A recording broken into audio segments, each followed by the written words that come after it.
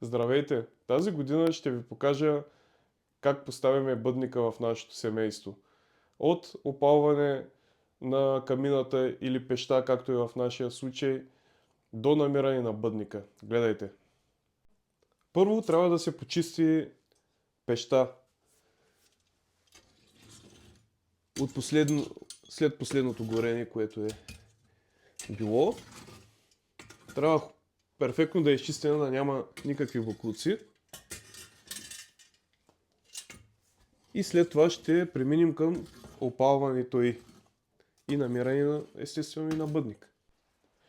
Тъй като при нас тази традиция е от десетилетия, аз съм подготвен вече с бъдник, даже имам няколко бъдника. Препоръчвам ви, когато имате такова голямо дърво за бъдник, то да е изсъхнало поне една година минимум. Това е на 3 години. Трябва да е сухо дърво. Преди правя грешката, още на самия ден с резачката в гората и режа, естествено не ставаше добре. Трябва да е сухо дървото задължително. След като сме почистили вече пеща, намерили сме бъдник, заредил съм вече с сухи съчки, за да може да пламни добре. Ако забелязвате, наредил съм ги в края на пеща, защото ако ги натикам по-навътре, няма да могат да се запалят.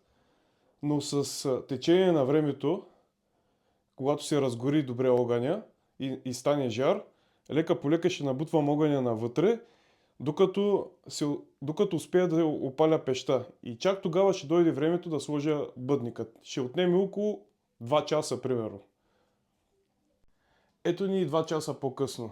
Време е да сложим бъдника. Пеща е опаляна и предстои кулминационния момент. Слагаме бъдника да гори. Температурата е много висока в момента. Приятели, бъдника е сложен. Искам да ви пожелая за следващата година много, много, много хубави моменти, много успехи, късмет, здраве и най-вече обичайте се. Весела Коледа и щастлива Нова година!